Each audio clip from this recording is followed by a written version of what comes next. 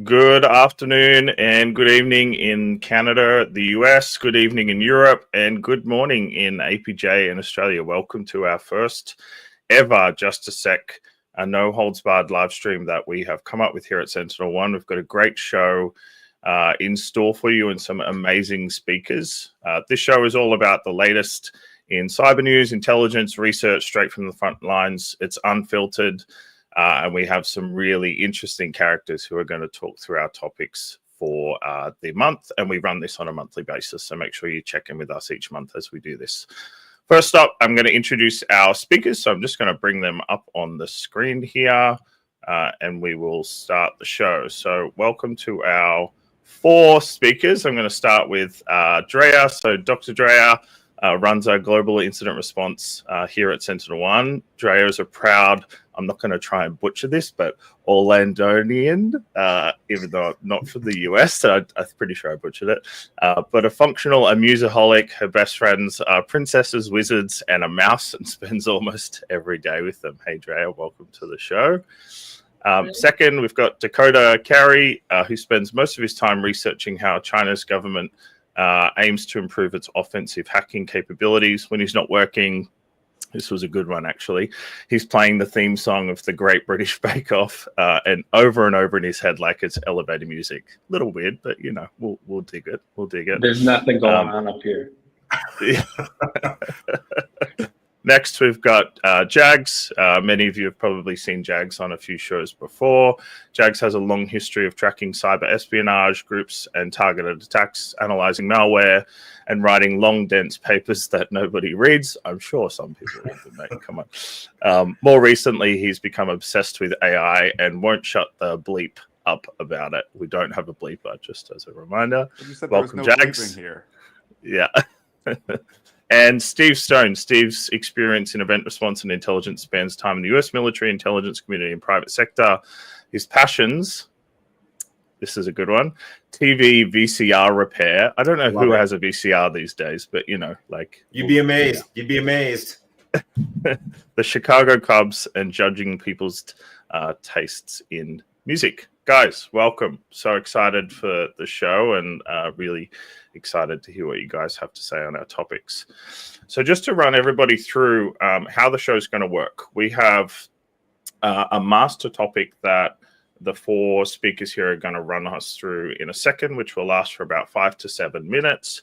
Once we're through our master topic, we then have a really cool countdown clock with 8 quick fire topics. If you've ever seen the show Pardon the Interruption or Around the Horn, it's in a similar style where we're going to really rapid fire some really interesting topics. We've got some great cyber topics. We've got some fun throwaway topics. And so hopefully you guys find it interesting. So to start us off, we're going to kick off the master topic. And Steve, we're going to start with you.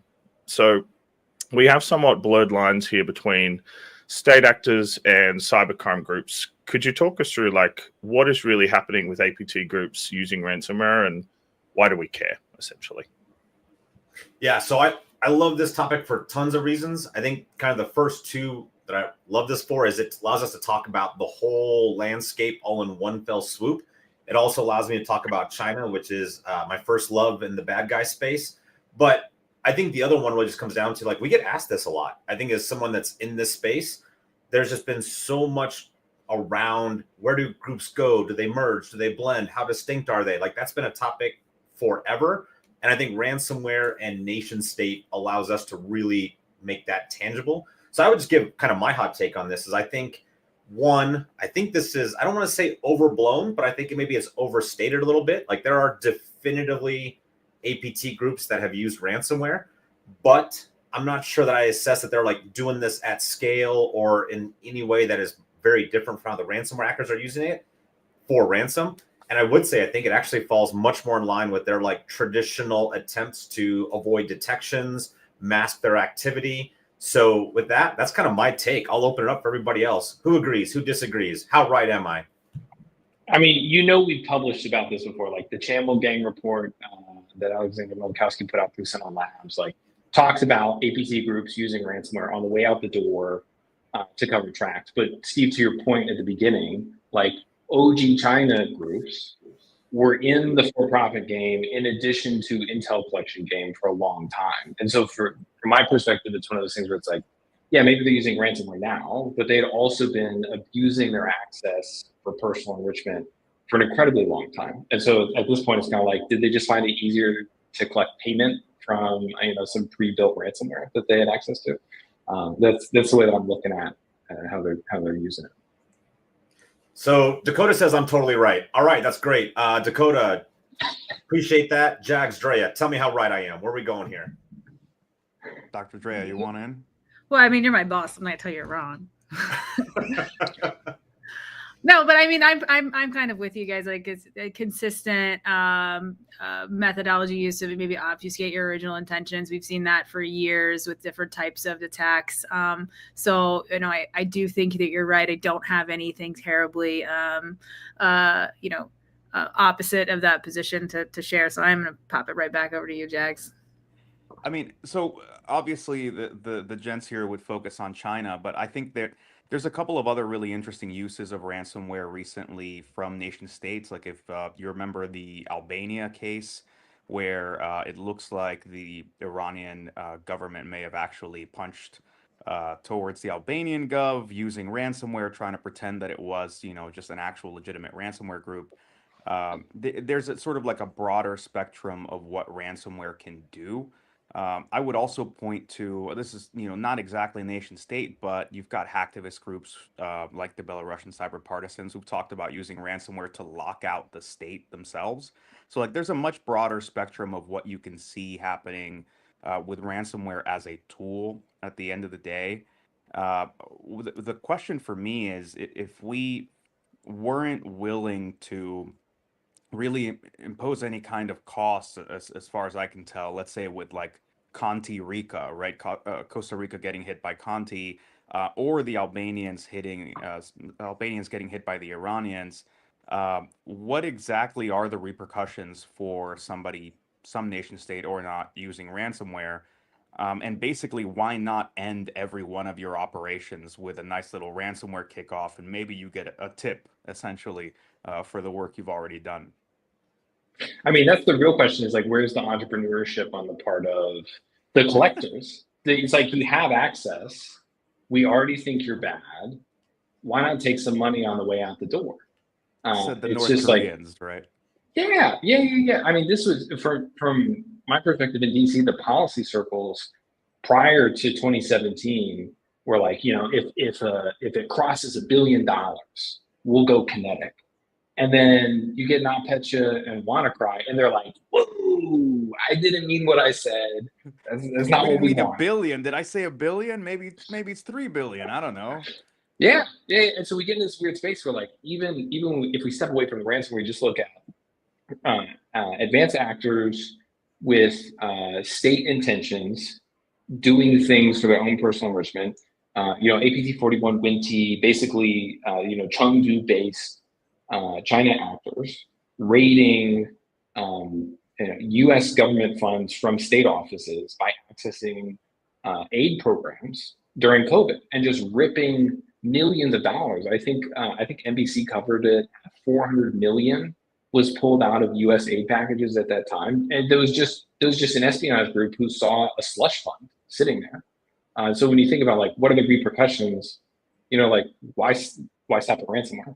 Is my question. There's not a thing that we've decided is the line for this. Well, and if I could add, like, to the question list, I think one reason I love this topic so much is it's such a great example of, in the cybers, we get so locked into, like, the file does this, so therefore the bad guys do that. But, like, it's just people making people calls. Like, it is just purely intent. There's zero reason nation state actor can't use ransomware, except for maybe their bosses say they don't, or they tell them to do that. Like, I think we skip by that so fast that this is all intent. Like, what are the people, the teams, the institutions wanting to do? And then what's available for them to do that? I think we act like there's these technical hurdles in the threat landscape that just aren't real. These are just choices. Yeah, I think that's spot on. And it comes down to when we make decisions, which gets us into the spicy policy space of, there are conversations happening in DC where people are advocating for a more aggressive approach to introduction of people using and deploying ransomware on critical infrastructure in the United States, up to and including kinetic force. From my perspective, it's a really question of where is that policy line going to be drawn on enforcement? To Jags, your point earlier, it's like if you're walking away with money, or we used to think that the line was $1 billion.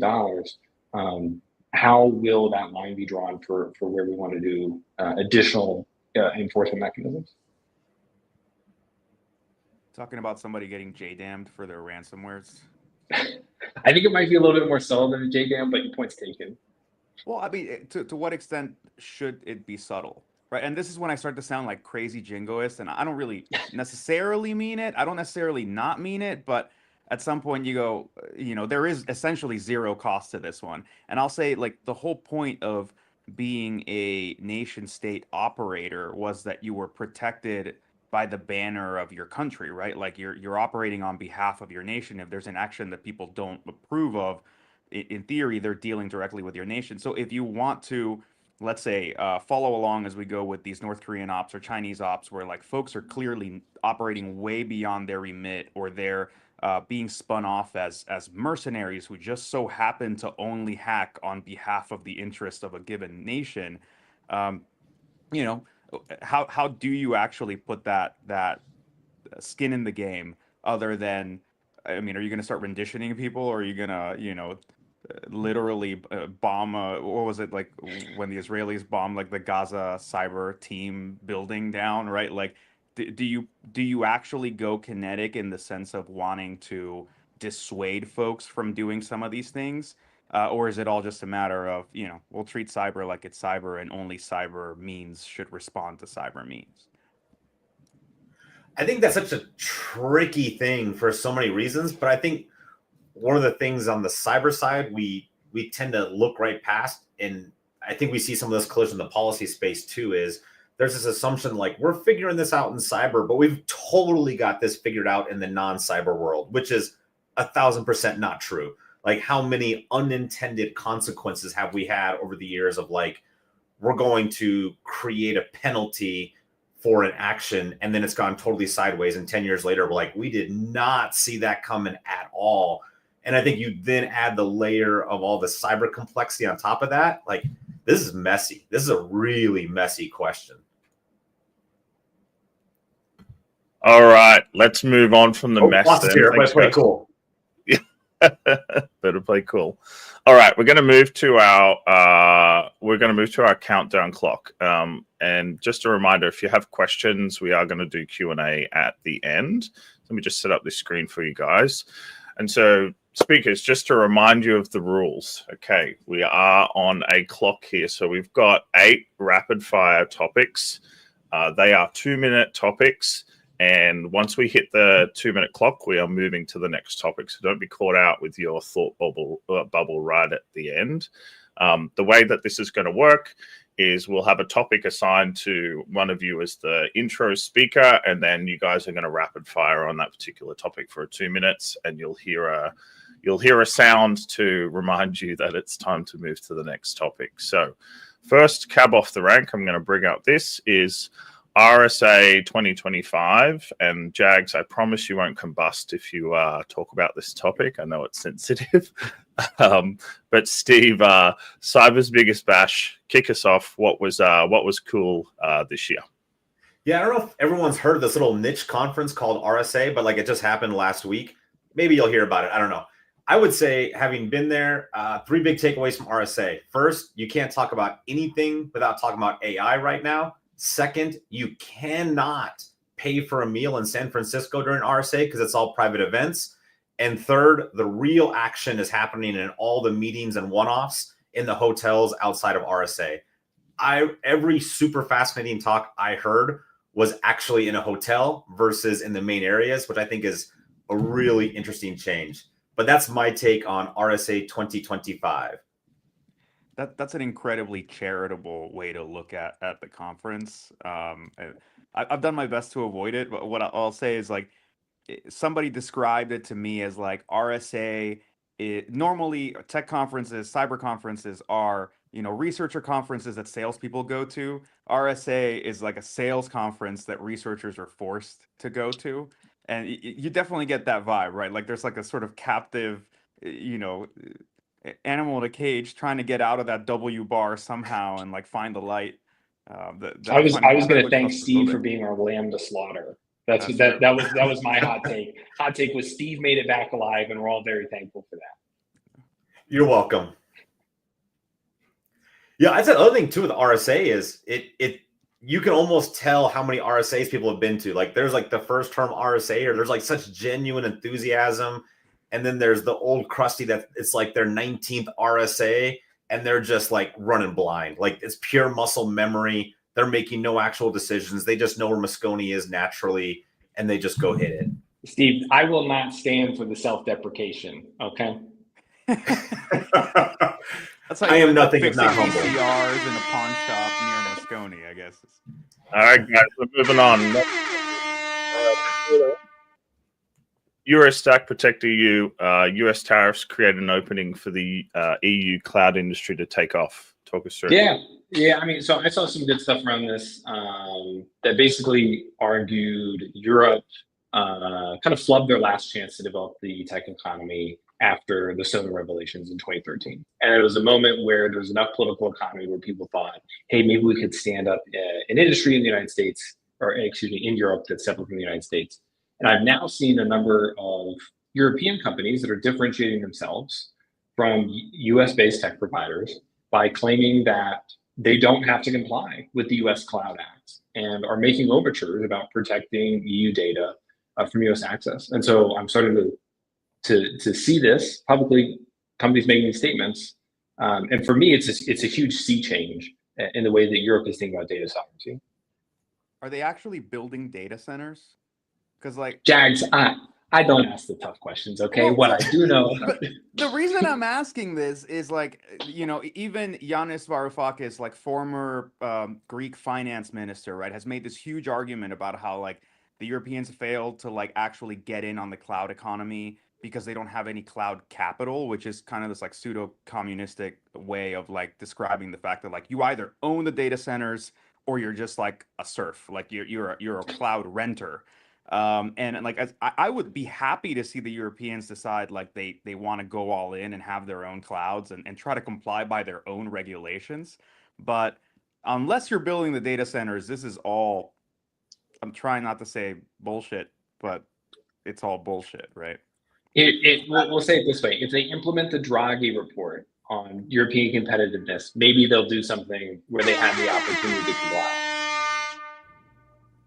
All right, guys, moving on. Next, Drea. I didn't think this was possible, but CAPTCHA just got more annoying. Tell us.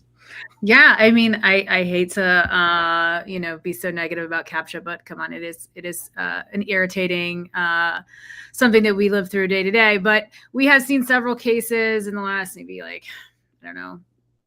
6 to 8 weeks of threat actors compromising websites and embedding some fraudulent CAPTCHA images. And if you see these things live and playing out, it's just so hard to think that folks would fall for it. But, they do. I mean, it's as much as like, oh, here's a button that says I'm a robot. And then you get a pop-up. It's like, follow these steps, hit Windows plus R and Control V and then enter. And you're essentially running, encoded PowerShell that then, goes and pulls down some malicious executables. For the most part, what we've been seeing is like Luma Stealer net support, some rats here and there. But it definitely takes the CAPTCHA from just an irritation to like an actual concern at this point. So just putting that out there in the world, keep an eye on it. Maybe some users education is in store, but definitely like not loving the CAPTCHA at the moment. I want to know, who is the CAPTCHA fan? Like, I don't know anyone who really likes it. So why are we all doing it? Like, I just don't get it. I think it's like Jags just referred to them as serfs. It's the outsourced labor, right? It came from somebody wanted to digitize all of those books, and we had to sit there for a decade and type in the words on their behalf. And they're just coming up with new applications of this crowdsourced labor, and we're all training AI models for free. everything was just a game to try to get us to train AI before we knew this shit was coming. That's all it is. Just training robots. All my Google Maps reviews straight into the AI machine. All right, one for the Reddit fans. Jags, unauthorized AI experiments on Redditors, capturing hearts and minds. Tell us. So this format does not work for me. This is how I get canceled, right? Like I've got 2 minutes to explain a thing, but essentially, right? Like there's just all this hullabaloo and this outrage because apparently some like University of Zurich researchers were using AI chatbots to like try to see how much they could change people's minds in like the Reddit comments and r change my mind. And like Reddit is all like coming up with they're basically saying that they're going to sue these guys. There's like pending legal action. I'm really curious. I mean, first of all, it's kind of on the tin, right? Like you're saying you wanted to have your mind changed. You didn't say it had to be by a human being. But also like how much of this have we seen as A/B testing by other platform owners, right? Like you get it from Facebook, from Instagram, from Snapchat, and all these different folks. What exactly is the problem here that like somebody came and ran your experiment for you without your permission as a platform holder, right? It's that spillover from academia, that requirement for approval from institutions. Where in reality, like, yeah, if you're going to change my mind, like that's as close to affirmative consent as you can get on the internet. It's the nature of the platforms, right? Like they own the platform as it is. They can show you whatever they want. Like what exactly are we mad about? And this is to say for anybody who still uses X or Twitter, like you're telling me that you're not just spending all day chatting with AI chatbots? As a long time Reddit fan, like I love me some Reddits. I am deep in random comment sections. I'm just shocked anyone's even dabbling in that as data and or something to influence. Like if I could have picked the worst possible place to try this, yeah, I would have picked Reddit comments. Like those people are crazy. All right, guys, moving on. Our first throwaway topic, MLB versus football for the Europeans, soccer for the Americans, and F1, we've got an Aussie leading the World Championship, which is pretty cool. I had to put it out there. Steve, are the Cubs going to win it all? Cubs are going to win it all. First of all, that's what we say every single year, and it's been true once in my lifetime, so we're feeling pretty good. Also, the Cubs are legitimately good this year. So I just want to leave with that. The Cubs are leading. They're doing great. They're just going to kill it. So I have high hopes for the Cubs. Everything else, boring.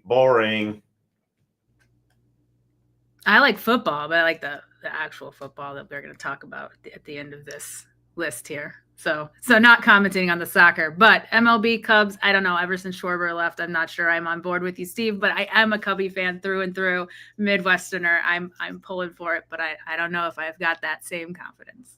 And as the person who's been in the Philly Stadium with Schwarber 3 times in the last 4 weeks, I can tell you that he's doing a great job.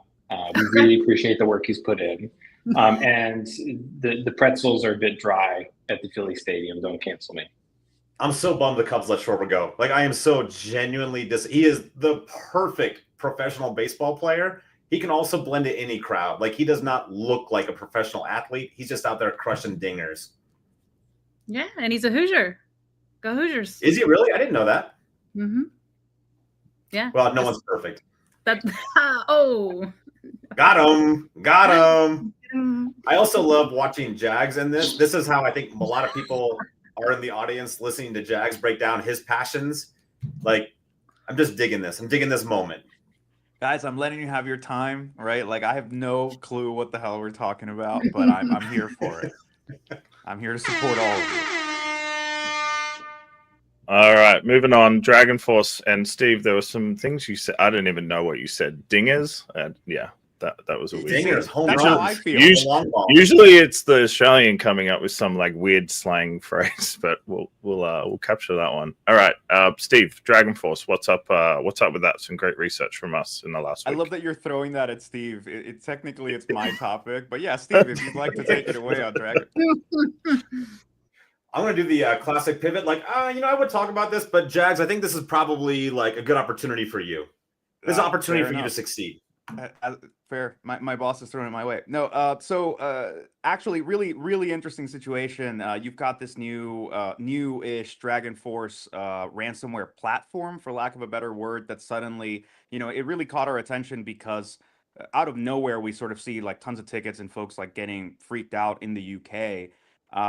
What's interesting about this is these guys are willing to like let you you can label the ransomware however you want. Like they're basically letting folks have these like micro brands. And it's this interesting sea change in how, if you follow like Max Smeetz's trust paradox about ransomware, right? Like the idea is you're supposed to have like a brand that people trust.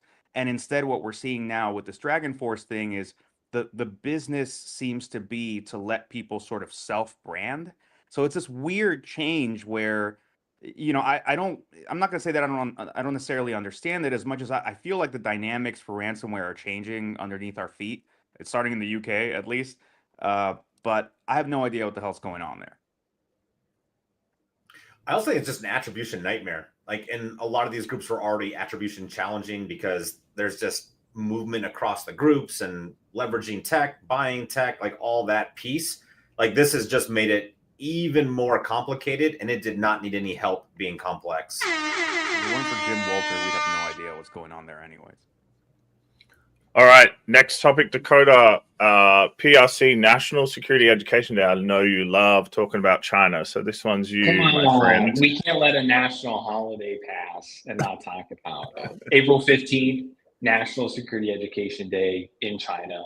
That was the day that they rolled out the report in which they ostensibly name U.S. operators, which I think they got the names in the same way that the names get pulled out of the hat for the Goblet of Fire in Harry Potter. Is they were just like, what is random name generator American set? And they just pulled them out and they said, nobody's going to confirm or deny this. We can just say anything we want. And frankly, that's how a lot of the reports have been reading lately. They know that it's interesting because they say it.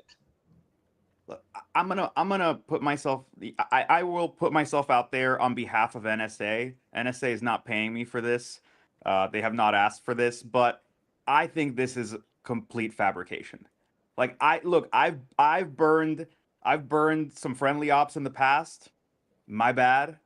Did it for the funsies, but like looking at this report, like you can't find anything about these people. There's no Booz Allen Hamilton contractor profile anywhere. Like it looks like the Chinese just basically were like, well, no one's gonna say no, so here's John Smith and Susan whatever, and like I think it's a basically a complete lie.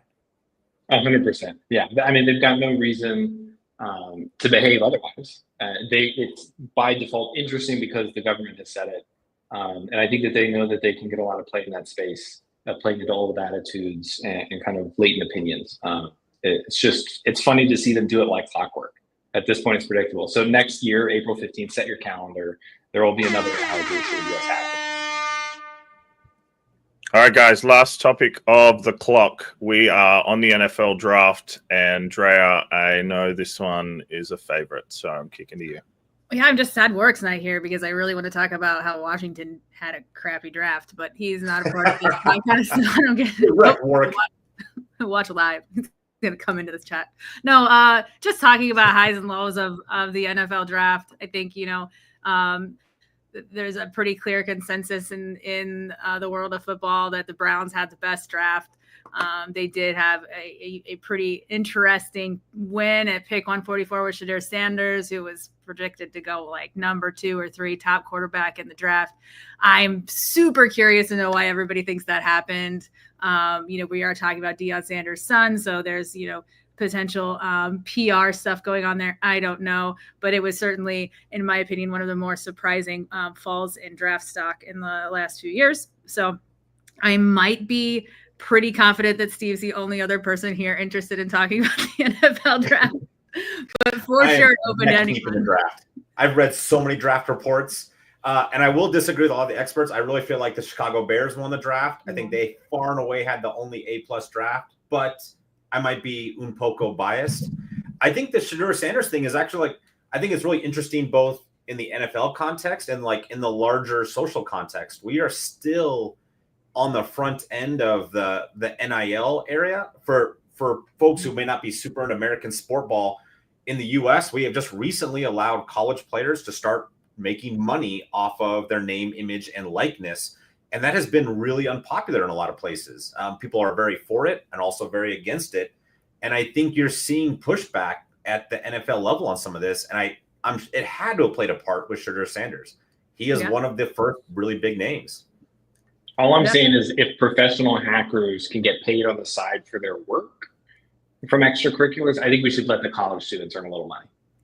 Well, my favorite extracurricular sport ball story, the Chicago Bull mascot, Benny the Bull, has been arrested not once, but twice for selling drugs during games. wow. Go Bulls.